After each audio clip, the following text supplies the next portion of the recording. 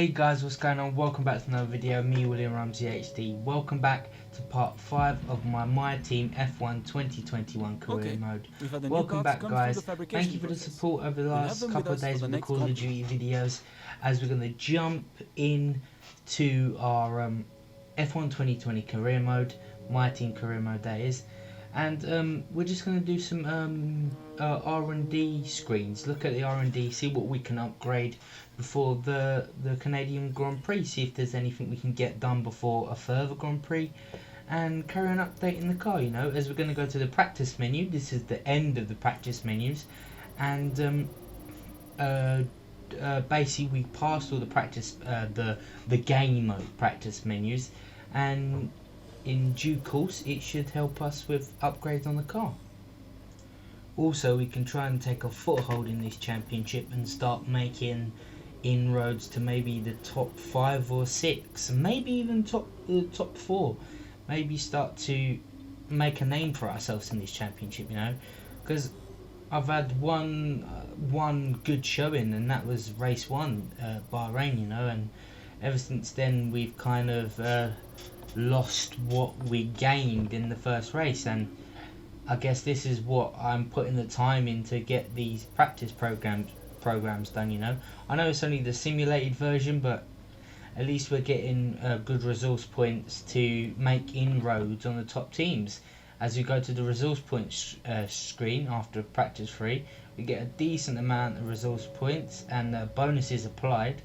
So a lot of the engine and materialistic upgrades, like the ignition system and the rear downforce, the engine power and the durability could come in handy towards the end of this season, you know.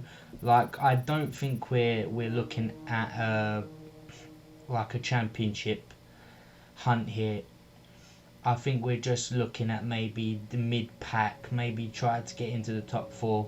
We might have to think about replacing Artem Markelov with someone a bit better, but we'll have to save up for the next couple of races to see how he does, because he's just at the back at the moment and we need some more help if we're gonna move forward as a team and get this done, because he seems to be making quite a few mistakes.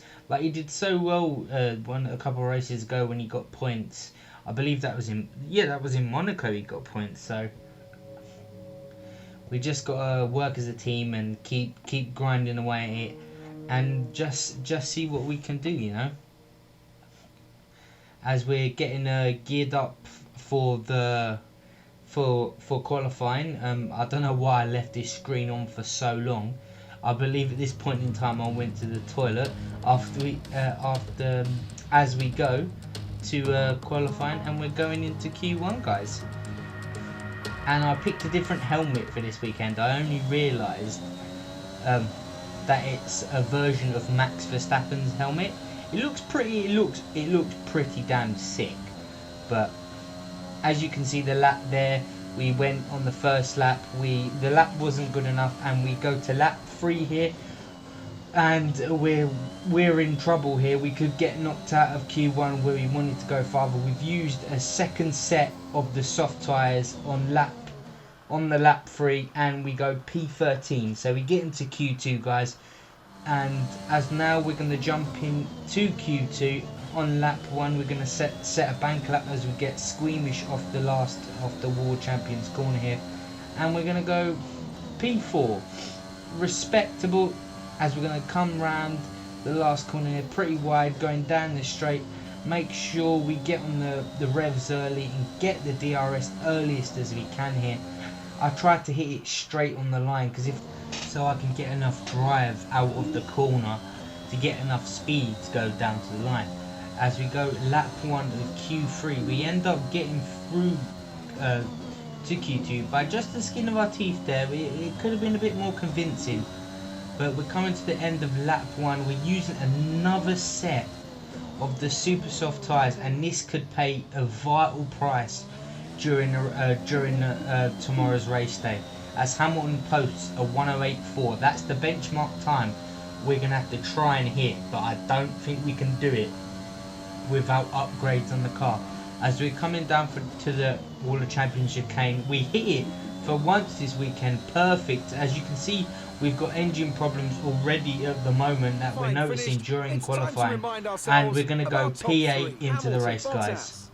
We're back once again beside the St. Lawrence River here in Montreal for the Canadian Grand Prix. The event first moved to a variant of this track back in 1978. It was won by none other than Gilles Villeneuve, the first Canadian to ever win his home race, and in whose honour the circuit would be renamed. With top speeds of around 210 miles per hour heading into the overtaking opportunity of turn 13, the 2.7 miles of the circuit Gilles Villeneuve are some of the quickest on the Formula One calendar. There are 14 corners in total, with 60% of the lap taken at full throttle, and average lap speeds clock in at about 130 miles per hour. And as always, a man with plenty of racing experience joins me in the commentary box.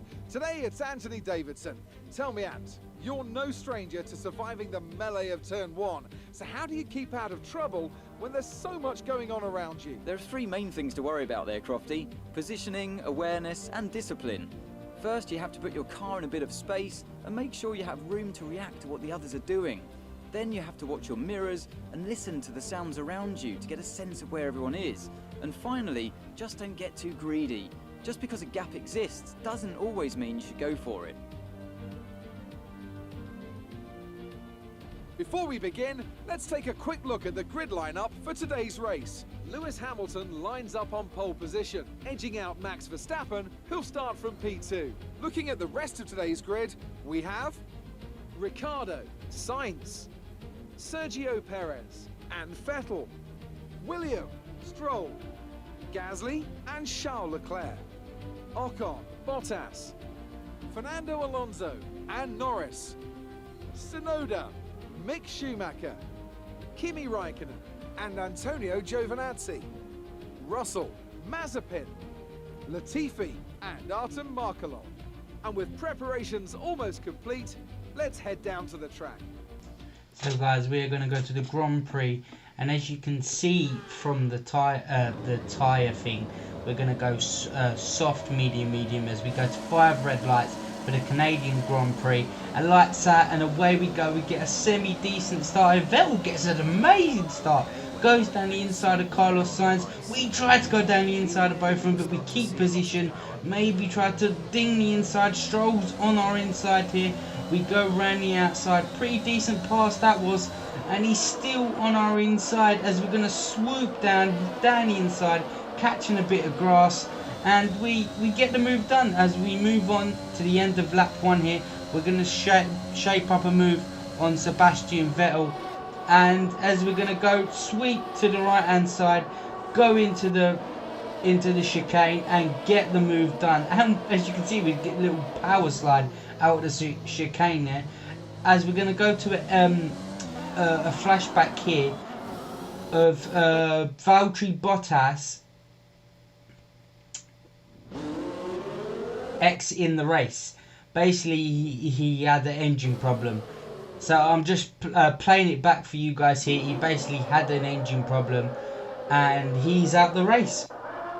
That has happened twice for the Mercedes this season so far. As I cut the chicane here, a very naughty, very naughty boy there. As Max Verstappen posts the fastest lap of the race.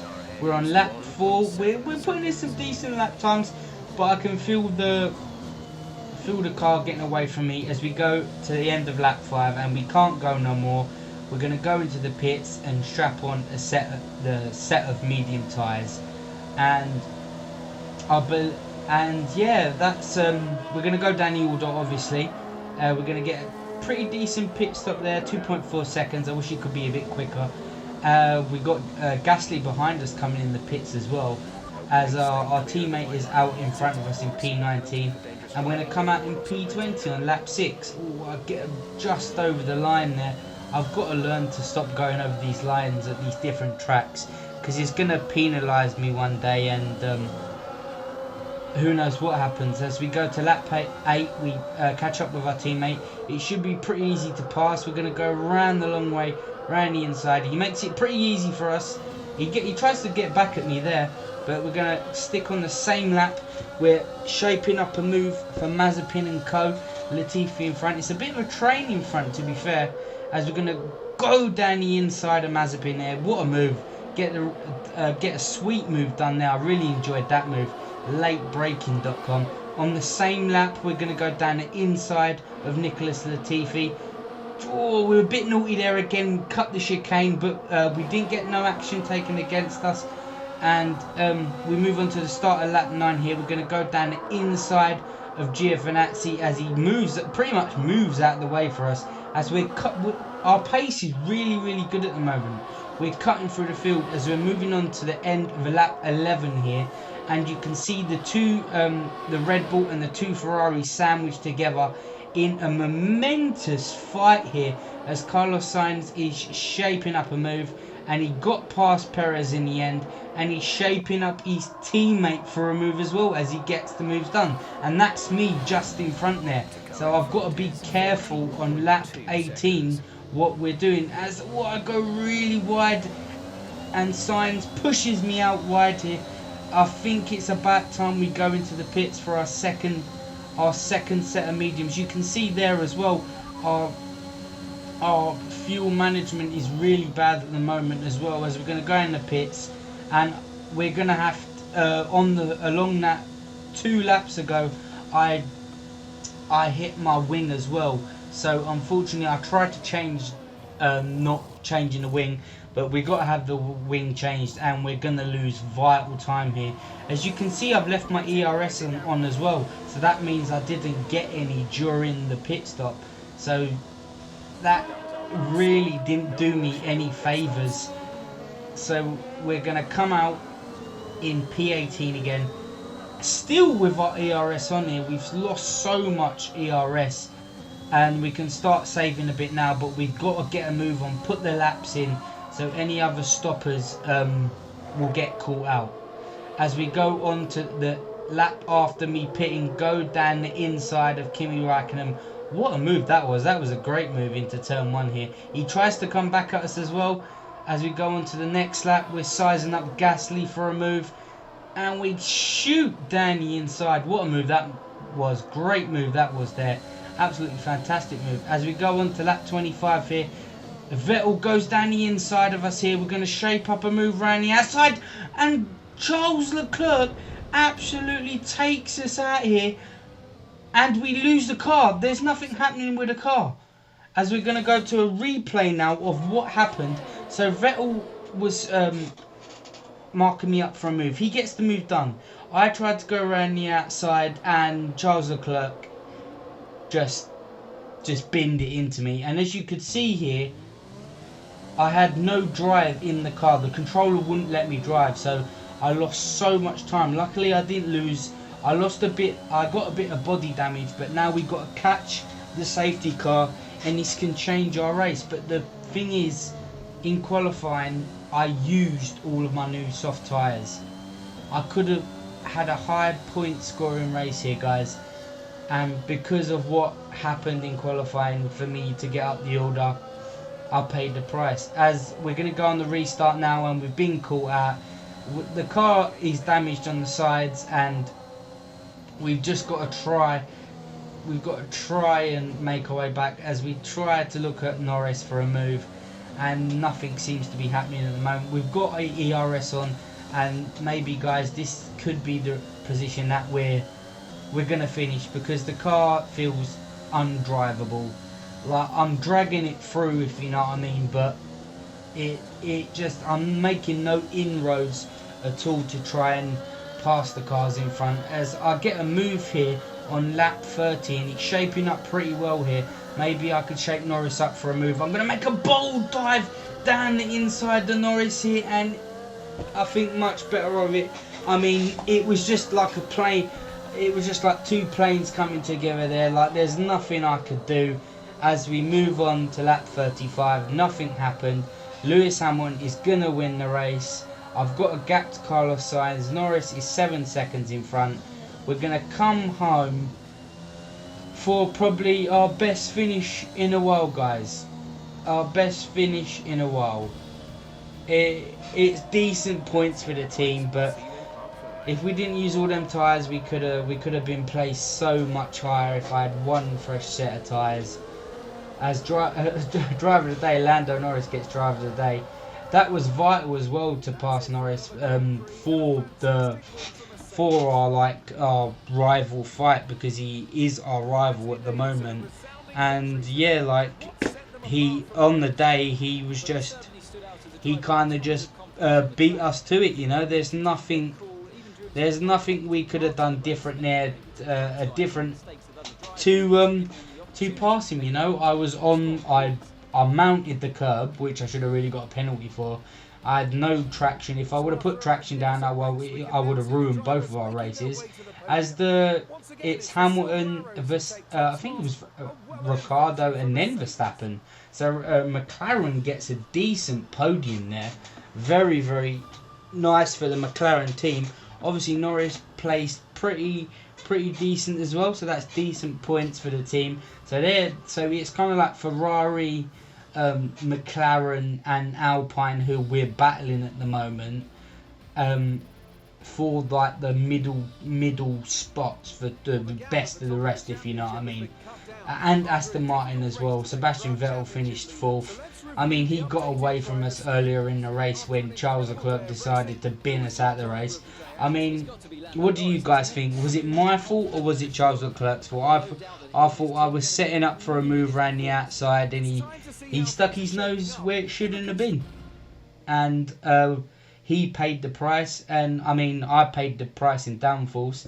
As we're going to go to our our daily timeline and planner for what we're going to do leading up to the next race. I thought we're going to do a funded team event for all the different facilities, and basically give it more morale and a bit boost, a bit of weight training for me and Artem as well, as I believe we're going to look at some R&D improvements now. As you can see on the screen in front of you, we've got some barge boards that we could buy, and at the moment we need all the power and all the aerodynamics we can get. We've got a pretty damn decent amount. We're going to do the ERS energy cells improvement, and that's going to boost us a fair bit, but that's not going to come for another 2 or 3 races. And we're going to redevelop the brake ducts as well.